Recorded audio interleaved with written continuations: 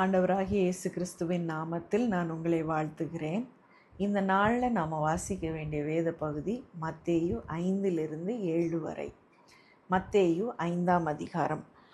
அவர் திரளான ஜனங்களைக் கண்டு மலையின் மேல் ஏறினார். அவர் உட்கார்ந்த பொழுது அவருடைய சீஷர்கள் அவரிடத்தில் வந்தார்கள். அப்பொழுது அவர் தமது வாயை திறந்து அவர்களுக்கு உபதேசித்து சொன்னது என்னவென்றால், ஆவியில் எளிமையுள்ளவர்கள் பாக்கியவான்கள், பரலோக ராஜ்யம் அவர்களுடையது. துயரப்படுகிறவர்கள் பாக்கியவான்கள், அவர்கள் ஆறுதல் அடைவார்கள். சாந்த குணமுள்ளவர்கள் பாக்கியவான்கள், அவர்கள் பூமியை சுதந்தரித்துக் கொள்ளுவார்கள். நீதியின் மேல் பசித்தாகம் உள்ளவர்கள் பாக்கியவான்கள், அவர்கள் திருப்தி அடைவார்கள். இரக்கமுள்ளவர்கள் பாக்கியவான்கள், அவர்கள் இரக்கம் பெறுவார்கள். இருதயத்தில் சுத்தமுள்ளவர்கள் பாக்கியவான்கள், அவர்கள் தேவனை தரிசிப்பார்கள். சமாதானம் பண்ணுகிறவர்கள் பாக்கியவான்கள், அவர்கள் தேவனுடைய புத்திரர் எனப்படுவார்கள். நீதியின் நிமித்தம் துன்பப்படுகிறவர்கள் பாக்கியவான்கள், பரலோக ராஜ்யம் அவர்களுடையது. என் நிமித்தம் உங்களை நிந்தித்து துன்பப்படுத்தி பலவித தீமையான மொழிகளையும் உங்கள் பேரில் பொய்யாய் சொல்வார்களானால் பாக்கியவான்களாய் இருப்பீர்கள். சந்தோஷப்பட்டு களி கூறுங்கள், பரலோகத்தில் உங்கள் பலன் மிகுதியாய் இருக்கும். உங்களுக்கு முன்னிருந்த தீர்க்கதரிசிகளையும் அப்படியே துன்பப்படுத்தினார்களே. நீங்கள் பூமிக்கு உப்பாய் இருக்கிறீர்கள். உப்பானது சாரமற்று போனால் எதினால் சாரமாக்கப்படும்? வெளியே கொட்டப்படுவதற்கும் மனுஷரால் மிதிக்கப்படுவதற்குமே ஒழிய வேறொன்றுக்கும் உதவாது. நீங்கள் உலகத்துக்கு வெளிச்சமாய் இருக்கிறீர்கள். மலையின் மேல் இருக்கிற பட்டணம் மறைந்திருக்க மாட்டாது. விளக்கை கொளுத்தி மரக்காலால் மூடி வைக்காமல் விளக்கை தண்டின் மேல் வைப்பார்கள். அப்பொழுது அது வீட்டில் உள்ள யாவருக்கும் வெளிச்சம் கொடுக்கும். இவ்விதமாய் மனுஷர் உங்கள் நற்கிரியைகளைக் கண்டு பரலோகத்தில் இருக்கிற உங்கள் பிதாவை மகிமைப்படுத்தும்படி உங்கள் வெளிச்சம் அவர்கள் முன்பாக பிரகாசிக்க கடவது. நியாய பிரமாணத்தையானாலும் தீர்க்க தரிசனங்களையானாலும் அழிக்கிறதற்கு வந்தேன் என்று எண்ணிக்கொள்ளாதேயுங்கள். அழிக்கிறதற்கு அல்ல, நிறைவேற்றுகிறதற்கே வந்தேன். வானமும் பூமியும் ஒளிந்து போனாலும் நியாய பிரமாணத்தில் உள்ளதெல்லாம் நிறைவேறும் அளவும் அதில் ஒரு சிறு எழுத்தாகிலும் ஒரு எழுத்தின் உறுப்பாகிலும் ஒளிந்து போகாது என்று மெய்யாகவே உங்களுக்கு சொல்லுகிறேன். ஆகையால் இந்த கற்பனைகள் எல்லாவற்றிலும் சிறிதானதொன்றையாகிலும் மீறி அவ்விதமான மனுஷருக்கு போதிக்கிறவன் பரலோக ராஜ்யத்தில் எல்லாரிலும் சிறியவன் எனப்படுவான். இவைகளை கைக்கொண்டு போதிக்கிறவனோ பரலோக ராஜ்யத்தில் பெரியவன் எனப்படுவான்.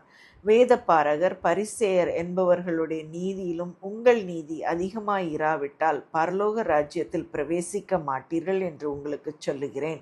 கொலை செய்யாதிருப்பாயாக என்பதும் கொலை செய்கிறவன் நியாய தீர்ப்புக்கு ஏதுவாய் இருப்பான் என்பதும் பூர்வத்தாருக்கு உரைக்கப்பட்டதென்று கேள்விப்பட்டிருக்கிறீர்கள். நான் உங்களுக்கு சொல்லுகிறேன், தன் சகோதரனை நியாயமில்லாமல் கோபித்துக் கொள்பவன் நியாய தீர்ப்புக்கு ஏதுவாய் இருப்பான். தன் சகோதரனை வீணன் என்று சொல்லுகிறவன் ஆலோசனை சங்க தீர்ப்புக்கு ஏதுவாயிருப்பான். மூடனே என்று சொல்லுகிறவன் எரி நகரத்துக்கு ஏதுவாயிருப்பான். ஆகையால் நீ பலிபீடத்தினிடத்தில் உன் காணிக்கையை செலுத்த வந்து உன் பேரில் உன் சகோதரனுக்கு குறை உண்டென்று அங்கே நினைவு கூறுவாயாகில் அங்கேதானே பலிபீடத்தின் முன் உன் காணிக்கையை வைத்து விட்டு போய் முன்பு உன் சகோதரனோட ஒப்புரவாகி பின்பு வந்து உன் காணிக்கையை செலுத்து.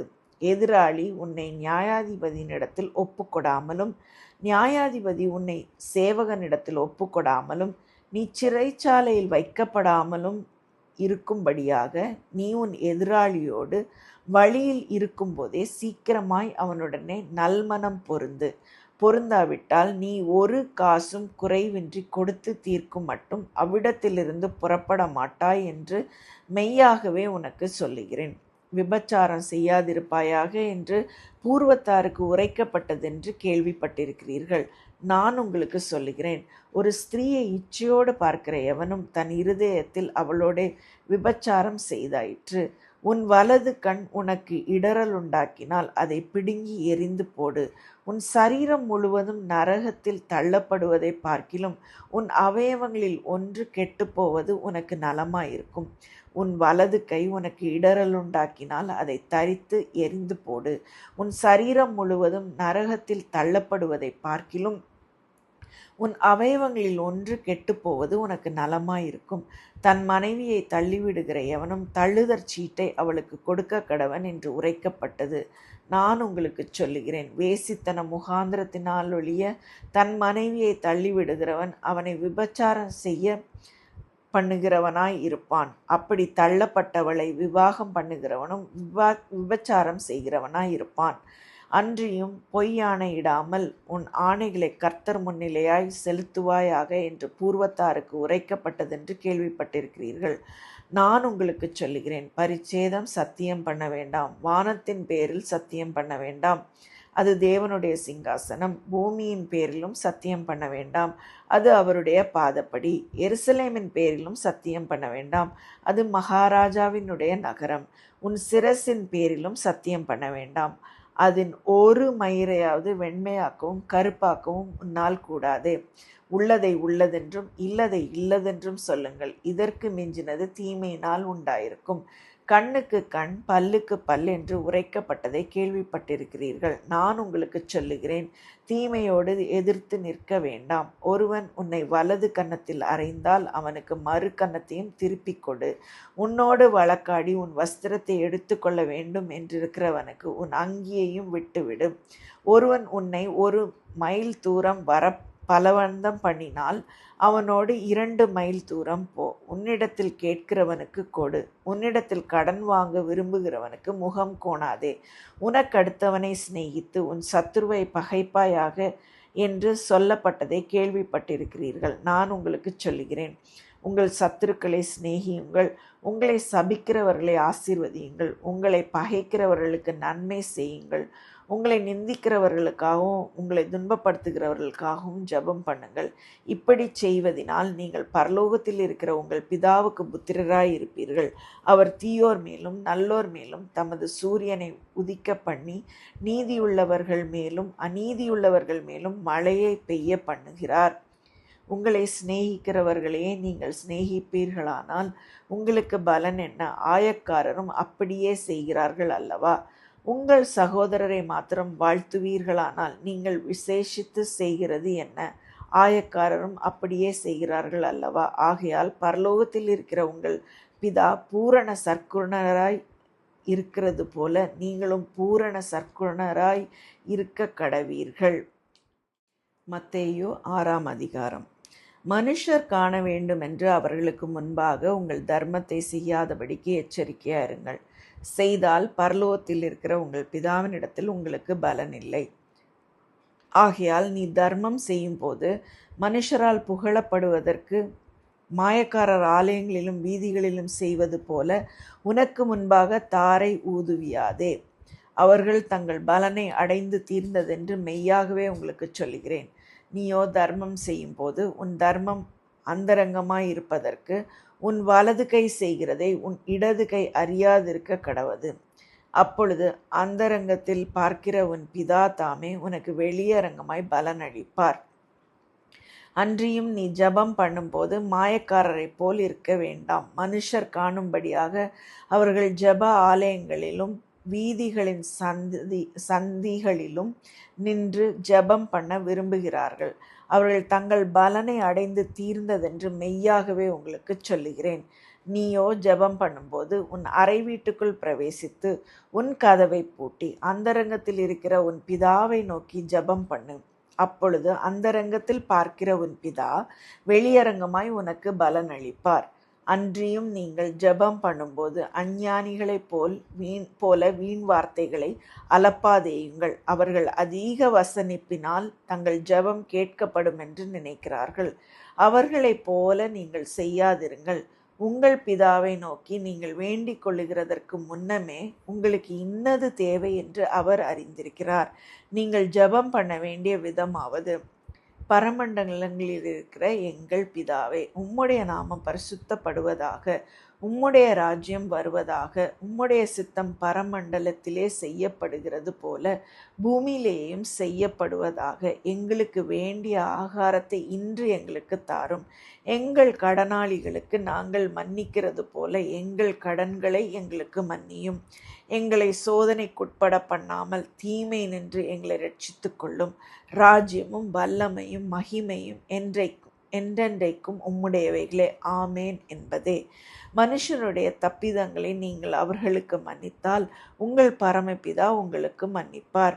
மனுஷருடைய தப்பிதங்களை நீங்கள் அவர்களுக்கு மன்னியாதிருந்தால் உங்கள் பிதா உங்கள் தப்பிதங்களையும் மன்னியாதிருப்பார். நீங்கள் உபவாசிக்கும் போது மாயக்காரரைப் போல முகவாடலாய் இராதேயுங்கள்.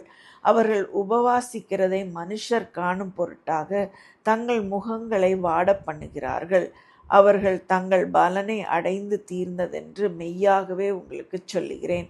நீயோ உபவாசிக்கும் போது இந்த உபவாசம் மனுஷர்களுக்கு காணப்படாமல் அந்தரங்கத்தில் இருக்கிற உன் பிதாவுக்கே காணப்படும்படியாக உன் தலைக்கு எண்ணெய் பூசி உன் முகத்தை கழுவு. அப்பொழுது அந்தரங்கத்தில் பார்க்கிற உன் பிதா உனக்கு வெளியரங்கமாய் பலனளிப்பார். பூமியிலே உங்களுக்கு பொக்கிஷங்களை சேர்த்து வைக்க வேண்டாம். இங்கே பூச்சியும் துருவும் அவைகளை கெடுக்கும். இங்கே திருடரும் கன்னமிட்டு திருடுவார்கள். பரலோகத்திலே உங்களுக்கு பொக்கிஷங்களை சேர்த்து வையுங்கள். அங்கே பூச்சியாவது துருவாவது கெடுக்கிறதும் இல்லை. அங்கே திருடர் கன்னமிட்டு திருடுகிறதும் இல்லை. உங்கள் பொக்கிஷம் எங்கே இருக்கிறதோ அங்கே உங்கள் இருதயமும் இருக்கும். கண்ணானது சரீரத்தின் விளக்காய் இருக்கிறது. உன் கண் தெளிவாயிருந்தால் உன் சரீரம் முழுவதும் வெளிச்சமாயிருக்கும். உன் கண் கெட்டதாயிருந்தால் உன் சரீரம் முழுவதும் இருளாயிருக்கும். இப்படி உன்னிலுள்ள வெளிச்சம் இருளாயிருந்தால் அவ்விருள் எவ்வளவு அதிகமாயிருக்கும். 2 எஜமான்களுக்கு ஊழியம் செய்ய ஒருவனாலும் கூடாது. ஒருவனை பகைத்து மற்றொருவனை சிநேகிப்பான், அல்லது ஒருவனை பற்றி கொண்டு மற்றவனை அசட்டை பண்ணுவான். தேவனுக்கும் உலகப் பொருளுக்கும் ஊழியம் செய்ய உங்களால் கூடாது. ஆகையால் எண்ணத்தை உண்போம் எண்ணத்தை குடிப்போம் என்று உங்கள் ஜீவனுக்காகவும் எண்ணத்தை உடுப்போம் என்று உங்கள் சரீரத்துக்காகவும் கவலைப்படாதிருங்கள் என்று உங்களுக்கு சொல்லுகிறேன். ஆகாரத்தை பார்க்கிலும் ஜீவனும் உடையை பார்க்கிலும் சரீரம் விசேஷித்தவைகள் அல்லவா? ஆகாயத்து பட்சிகளை கவனித்து பாருங்கள். அவைகள் விதைக்கிறதும் இல்லை, அறுக்கிறதும் இல்லை, களஞ்சியங்களில் சேர்த்து வைக்கிறதும் இல்லை. அவைகளையும் உங்கள் பரமபிதா பிழைப்பூட்டுகிறார். அவைகளை பார்க்கிலும் நீங்கள் விசேஷித்தவர்கள் அல்லவா? கவலைப்படுகிறதுனாலே உங்களில் எவன் தன் சரீர அளவோடு ஒரு முழத்தை கூட்டுவான்? உடைக்காகவும் நீங்கள் கவலைப்படுகிறதென்ன? காட்டு புஷ்பங்கள் எப்படி வளருகிறதென்று கவனித்து பாருங்கள். அவைகள் உழைக்கிறதும் இல்லை, நூற்கிறதும் இல்லை. என்றாலும் சாலமோன் முதலாய் தன் சர்வ மகிமையிலும் அவைகளில் ஒன்றை போலாகிலும் உடுத்தி இருந்ததில்லை என்று உங்களுக்கு சொல்லுகிறேன். அற்ப விசுவாசிகளே, இன்றைக்கு இருந்து நாளைக்கு அடுப்பிலே போடப்படும் காட்டுப்புல்லுக்கு தேவன் இவ்விதமாக உடுத்துவித்தால் உங்களுக்கு உடுத்துவிப்பது அதிக நிச்சயம் அல்லவா? ஆகையால் எண்ணத்தை உண்போம் எண்ணத்தை குடிப்போம் எண்ணத்தை உடுப்போம் என்று கவலைப்படாதிருங்கள். இவைகளை எல்லாம் அஞ்ஞானிகள் நாடி தேடுகிறார்கள். இவைகளெல்லாம் உங்களுக்கு வேண்டியவைகள் என்று உங்கள் பரமபிதா அறிந்திருக்கிறார். முதலாவது தேவனுடைய ராஜ்யத்தையும் அவருடைய நீதியையும் தேடுங்கள். அப்பொழுது இவைகளெல்லாம் உங்களுக்கு கூட கொடுக்கப்படும். ஆகையால் நாளைக்காக கவலைப்படாதிருங்கள். நாளைய தினம் தன்னுடையவைகளுக்காக கவலைப்படும். அந்தந்த நாளுக்கு அதன் பாடு போதும். மத்தேயு 7ஆம் அதிகாரம். நீங்கள் குற்றவாளிகள் என்று தீர்க்கப்படாதபடிக்கு மற்றவர்களை குற்றவாளிகள் என்று தீர்க்காதிருங்கள். ஏனெனில் நீங்கள் மற்றவர்களை தீர்க்கிற தீர்ப்பின்படியே நீங்களும் தீர்க்கப்படுவீர்கள். நீங்கள் மற்றவர்களுக்கு அளக்கிற அளவின்படியே உங்களுக்கும் அளக்கப்படும். நீ உன் கண்ணில் இருக்கிற உத்திரத்தை உணராமல் உன் சகோதரன் கண்ணில் இருக்கிற துரும்பை பார்க்கிறதென்ன? இதோ உன் கண்ணில் உத்திரம் இருக்கையில் உன் சகோதரனை நோக்கி, நான் உன் கண்ணில் இருக்கும் துரும்பை எடுத்து போடட்டும் என்று நீ சொல்வதெப்படி?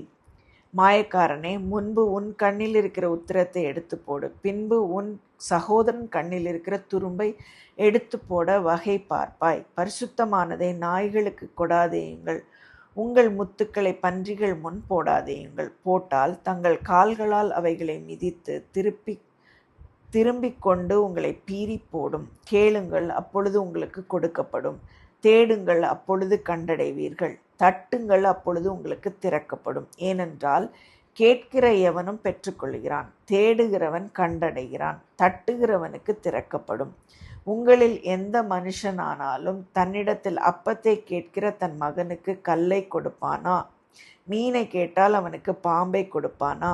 ஆகையால் பொல்லாதவர்களாகிய நீங்கள் உங்கள் பிள்ளைகளுக்கு நல்ல ஈவுகளை கொடுக்க அறிந்திருக்கும் போது, பரலோகத்தில் இருக்கிற உங்கள் பிதா தம்மிடத்தில் வேண்டிக் கொள்ளுகிறவர்களுக்கு நன்மையானவைகளை கொடுப்பது அதிக நிச்சயம் அல்லவா? ஆதலால் மனுஷர் உங்களுக்கு எவைகளை செய்ய விரும்புகிறீர்களோ அவைகளை நீங்களும் அவர்களுக்கு செய்யுங்கள். இதுவே நியாயப்பிரமாணமும் தீர்க்க தரிசனங்களுமாம். இடுக்கமான வாசல் வழியே உட்பிரவேசியுங்கள். கேட்டுக்கு போகிற வாசல் விரிவும் வழி விசாலமுமாய் இருக்கிறது, அதன் வழியாய் பிரவேசிக்கிறவர்கள் அநேகர். ஜீவனுக்கு போகிற வாசல் இடுக்கமும் வழி நெருக்கமுமாய் இருக்கிறது, அதை கண்டுபிடிக்கிறவர்கள் சிலர். கள்ள தீர்க்கதரிசிகளுக்கு எச்சரிக்கையாயிருங்கள். அவர்கள் ஆட்டுத்தோலை போர்த்து கொண்டு உங்களிடத்தில் வருவார்கள், உள்ளத்திலோ அவர்கள் பட்சிக்கிற ஓநாய்கள். அவர்களுடைய கனிகளினாலே அவர்களை அறிவீர்கள். முட்செடிகளில் திராட்சைப்பழங்களையும் முட்பூண்டுகளில் அத்திப்பழங்களையும் பறிக்கிறார்களா? அப்படியே நல்ல மரமெல்லாம் நல்ல கனிகளை கொடுக்கும், கெட்ட மரமோ கெட்ட கனிகளை கொடுக்கும். நல்ல மரம் கெட்ட கனிகளை கொடுக்க மாட்டாது, கெட்ட மரம் நல்ல கனிகளை கொடுக்க மாட்டாது. நல்ல கனி கொடாத மரமெல்லாம் வெட்டுண்டு அக்கினியிலே போடப்படும். ஆதலால் அவர்களுடைய கனிகளினாலே அவர்களை அறிவீர்கள். பரலோகத்தில் இருக்கிற என் பிதாவின் சித்தத்தின்படி செய்கிறவனே பரலோக ராஜ்யத்தில் பிரவேசிப்பானே அல்லாமல், என்னை நோக்கி கர்த்தாவே கர்த்தாவே என்று சொல்லுகிறவன் அதில் பிரவேசிப்பதில்லை. அந்நாளில் அநேகர் என்னை நோக்கி, கர்த்தாவே கர்த்தாவே, உமது நாமத்தினாலே தீர்க்க தரிசனம் உரைத்தோம் அல்லவா? உமது நாமத்தினாலே பிசாசுகளை துரத்தினோம் அல்லவா? உமது நாமத்தினாலே அநேக அற்புதங்களை செய்தோம் அல்லவா என்பார்கள். அப்பொழுது நான் ஒரு காலம் உங்களை அறியவில்லை, அக்கிரம செய்கைக்காரரே, என்னை விட்டு அகன்று போங்கள் என்று அவர்களுக்கு சொல்லுவேன். ஆகையால் நான் சொல்லிய இந்த வார்த்தைகளை கேட்டு இவைகளின்படி செய்கிறவன் எவனோ அவனை கன்மலையின் மேல் தன் வீட்டை கட்டின புத்தியுள்ள மனுஷனுக்கு ஒப்பிடுவேன். பெருமழை சொரிந்து பெருவெள்ளம் வந்து காற்று அடித்து அந்த வீட்டின் மேல் மோதியும் அது விழவில்லை, ஏனென்றால் அது கன்மலையின் மேல் அஸ்திபாரம் போடப்பட்டிருந்தது. நான் சொல்லிய இந்த வார்த்தைகளை கேட்டு இவைகளின்படி செய்யாதிருக்கிறவன் எவனோ அவன் தன் வீட்டை மணலின் மேல் கட்டின புத்தியில்லாத மனுஷனுக்கு ஒப்பிடப்படுவான். பெருமழை சொரிந்து பெருவெள்ளம் வந்து காற்று அடித்து அந்த வீட்டின் மேல் மோதின போது அது விழுந்து முழுவதும் அழிந்தது என்றார். இயேசு இந்த வார்த்தைகளை சொல்லி முடித்த போது அவர் வேத பாரகரை போல் போதியாமல் அதிகாரமுடையவராய் அவர்களுக்கு போதித்தபடியால் ஜனங்கள் அவருடைய போதகத்தை குறித்து ஆச்சரியப்பட்டார்கள். இந்த நாளில் நம்ம வாசிக்க வேண்டிய வேத பகுதியை வாசித்து முடிச்சிட்டோம். ஆண்டவருக்கே மகிமை உண்டாவதாக. ஆமேன்.